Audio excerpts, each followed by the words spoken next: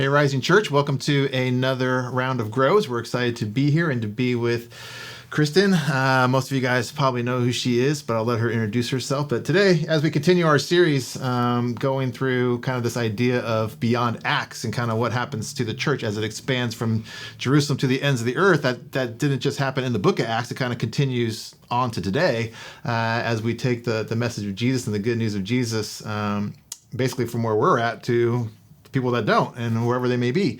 And so kind of want to take a little bit of a different angle, but we're going to get there eventually. So maybe if you want to introduce yourself for those who don't know you, kind of what your role is, what mission partner that you represent. Yes. Well, first of all, I'm wife to Jeremy and mom to Lila and Grace, and we are part of Rising. And then I also am the CEO of Amigos for Christ, which is one of Rising's long mission partners. It's been a long time that we've had trips coming down and the church supporting our work in Nicaragua. So I feel like one of the things we've been talking about throughout all these sessions, if you will, is kind of the origin story. So, people, how do they end up being in missions? How do they end up being in ministry? How do they hear God's calling for them specifically? So just real quick, kind of what's your backstory? What's your origin story of how you came across Amigos, how you got into Nicaragua? Obviously you didn't go from here to being the CEO of Amigos overnight. So kind of what's your backstory? Yeah, well, to give a little context, so Amigos was formed out of a little church here in Buford that really came together to help hurricane survivors in Nicaragua.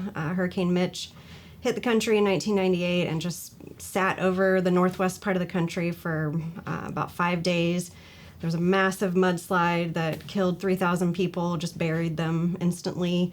Hundreds of thousands that lost everything. And so this little old youth group, which the youth group here kind of reminds me a lot of just like, regular old people just wanting to do something.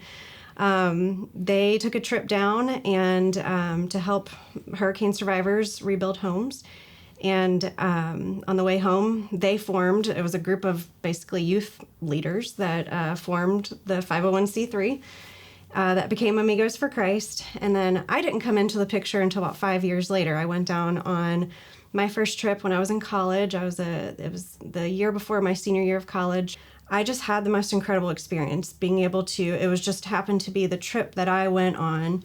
We were moving hurricane survivors out of a garbage dump that they had been kind of displaced to and into their new homes. And it was just such an impactful experience for me as a 20-year-old, getting to just see that and my whole worldview kind of get rocked. And I came back to school and I was studying to be a teacher, and much to the dismay of my parents, I was like, hey, I think I want to take a different route with this. And so I started working here in Buford for Amigos and just slowly spent more and more time in Nicaragua to the point where I like to say God tricked me into moving there because I spent so much time there that it was like, wait, I think I live here now. And that's when Jeremy and I met and got engaged and decided to make Nicaragua our home. And how long did you live in Nicaragua then? We were there for about 10 years. So, and we had all kinds of different roles as the organization grew. Jeremy was leading a lot of the infrastructure, our water systems as that developed. There's a lot of school construction that we did and we still do. And then for me, I had all kinds of different roles, from helping to build out our team that hosted mission trips when they came down, to communications, and our Nicaraguan team was growing. We kind of realized at one point, like, wait, we've got 85 employees and we don't have any HR, we don't have any team development, we have nothing. So I was able to kind of build a little team to really invest our time into caring for our team well. So let's talk about this transition then. So you go to Nicaragua, you're, first year college student, you're kind of dreamy-eyed, want to change the world. So you follow that lead, you follow that call, you get married, you're doing this for 10 plus years. Would you ever have imagined at any point in that journey, whether from the very first mission trip when you were moving the families out of the dump and into the homes, that you would be in charge of CEO of Amigos for Christ? So absolutely not. Describe that. I mean, that's a Yeah. pretty big leap. Or maybe it wasn't a big leap by the time you got there, but Yeah. Well, I think what I've learned and continue to learn, and I'm sure many people can relate to this, is there's kind of like these series of yeses, these choices that you kind of make. And, God's pretty gentle with leading the way and putting those kind of choices in your path. And I think for me, there was just a continual yes of, I'm going to take a step of faith, even though I feel completely unequipped. And, I don't know it all, and I wasn't trained for this, and there's probably a list of 100 people that could do it a lot better than me. So no, it was never anything that I'm not really wired. Like if Amigos didn't exist, I wouldn't be like knocking down the door to try to lead other organizations. I feel like I've always been kind of a natural leader, but it's way more behind the scenes. And so that's really been an adjustment for me of, how I kind of balance needing to be out front, but also build into the team around me that a lot of them do it a lot better than I do. And so, there's kind of like an identity thing there. You but, wake up some days going, wait, yeah, what the heck am I doing? Yes. I'm the one in charge? Yes, there's a lot of, Yeah, that. I get that. So you're in this ministry, and I think one of the things that I really appreciate about this ministry is that it's kind of holistic, right? It's not just, hey, we're going down there to share Jesus just with words, but we're doing this with our actions. And so we got to support the people and do infrastructure and kind of develop the area. And it kind of reminds me, actually, we haven't talked about this yet, but one of the missionaries that's a big name in missions is David Livingstone when it comes to Africa and kind of taking the gospel to the south. And not everybody kind of knows the story. You probably know the story about when he got lost and they sent the guy to go find him, and Dr. Livingstone, I presume, you know what I mean, and all that, Dr. Stanley.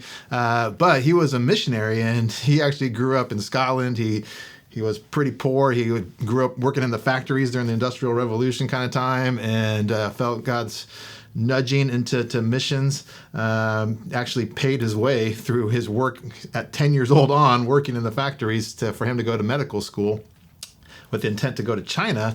God had other things in store and sent him to Africa. And one of the things he realized pretty quick is that if we don't help the people, then why are they going to listen to the gospel? And so I realized pretty quick we have to bring something. We got to help them. And so he would use his medical training to kind of develop. We saw the same thing in India, where it's like, hey, we got to help them farm better. We got to do these different things to kind of develop.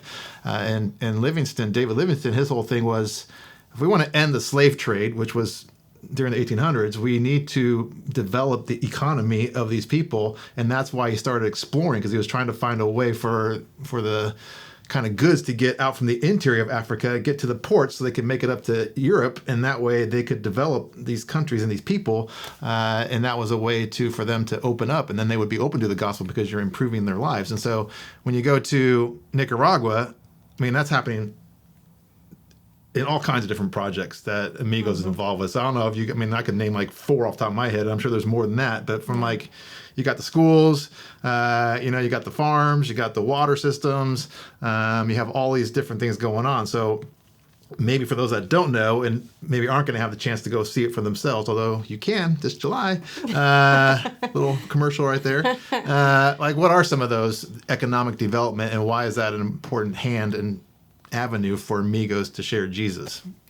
Yeah, I think it's important for organizations to kind of define their end goal, because we kind of struggled with this for a series of years, where we were mixing relief work with development work, and it can get kind of fuzzy of what is the hope for what the impact is that you're, not just the kingdom impact, but like you're talking about just kind of that practical, tangible change that you hope to see come about wherever you're working.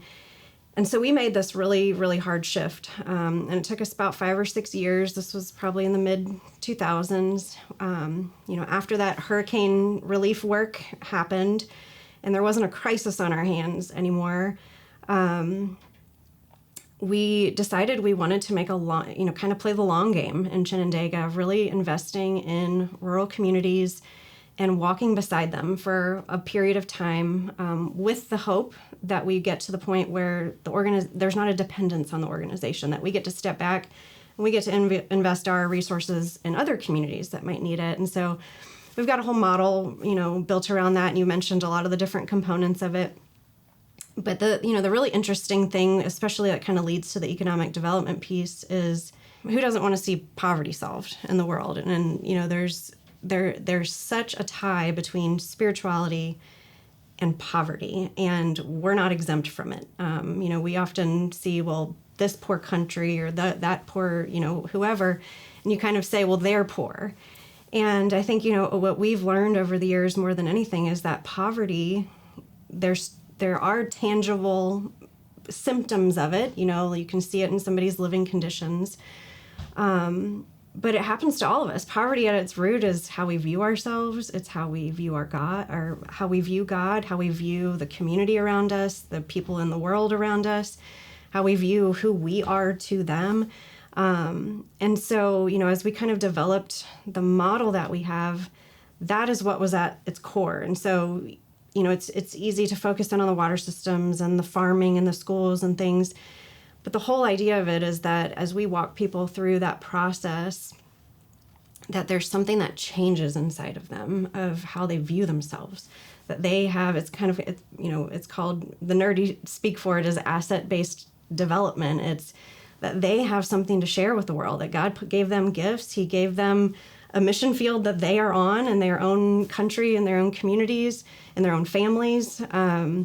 And we kind of take the stance that we get to walk beside them for a period of time and help draw that out to help them change just the mindset about who they believe themselves to be. Because we hear all the time, and if you go to other countries, there's this phrase that's said a lot of, well, I'm just poor. And it's true, but there's so much more to that. And what we've gotten to see over the years of just these stories of people that, after years of getting to have that relationship and walk them through this, kind of development model, we don't hear that anymore. Even though, maybe they're not, rich, but what you hear and what you see is the confidence in their eyes, and you see how they care for their neighbors, how they themselves want to share the light of Jesus with the people around them. And so I think that's the part, that really, I think, is at the core of what we do. When it comes into that economic development piece, working in a place like Nicaragua, and there's a lot of countries like this, it's mainly agricultural based. And so you take, what's pretty much the poorest subset of the world, and they're doing the riskiest kind of business in the world. There's so many factors you can't control, the weather being the biggest one. If you come up into a season of drought or too much rain, it can take away your entire year, your entire harvest. And those variables make it impossible for agricultural-based economies to overcome, to be able to take a step out. And so all we do is we try to remove the barriers. We try to give market access to farmers. We kind of become a fair middleman so that they're getting paid the highest that they can for their crops. We provide capital so that they can grow their businesses. Our hope is that not only are, farmers growing their businesses, but they're able to employ other people and provide jobs and really be able to share that model, be able to be a Christian employer that is inspiring, and, that there is a ripple effect that happens through their business. And then the third side of it is the financial training. Just like, we all have our own family budgets, and you start to realize, like, how much am I, spending here? And there's just a whole new level to that when you're working with, people that maybe didn't even finish second or third grade, of just the financial literacy and training and how to run a budget, how to operate a business. So our team, helps with that barrier as well. But again, it just comes back to the whole idea of how someone sees themselves, and, us investing in that economic development piece. I think, when we get to be 30, 40 years out and we look back, that'll be the piece that really, I think, lifts up the kind of economy at large. And, it's not going to be about amigos. It's going to be about these small businesses that exist that look different and feel different than everything else that's happening around us. So let's talk about this word real quick, as we kind of come to the end. But juntos, if you've been around amigos at all, you've you've heard the word juntos, which we probably don't know what it means. But one of the things I appreciated is when Amigos goes into these communities, it's not just a handout. That's not the word they use. It's a hand up, right? So it's, hey, we're not just doing this for you. We want to do this with you, and that helps with even the psyche, right? Where I'm not just this helpless person. I can't do anything. Like, these people got to come do it for me. No, we're going to come alongside you. And I feel like every step of the way on all the different areas that Amigos is involved with, it's always with. We're doing this with you. We're doing this not just for you. And so I don't even know if everybody knows kind of how that works. Like, even like with the digging the trenches for the water systems, and like they have to pay for that. They have to put workers in there themselves. So it's not just, hey, the gringos come down here and they dig the trench for us, and then we just say thanks for the water. Like, it's completely different, right? So I don't know if you just want to describe that for a couple minutes here. Yeah, well, it's all about skin in the game. I think as it relates to just who we are as humans, you think back to just the most challenging parts of your own life and what you got you through, and it's usually God providing people to be with you in it. And so that really just inspires how we go about the work that we do. There really isn't anything, like you're saying, there's nothing that we do that's not a with. We're going to do this with you.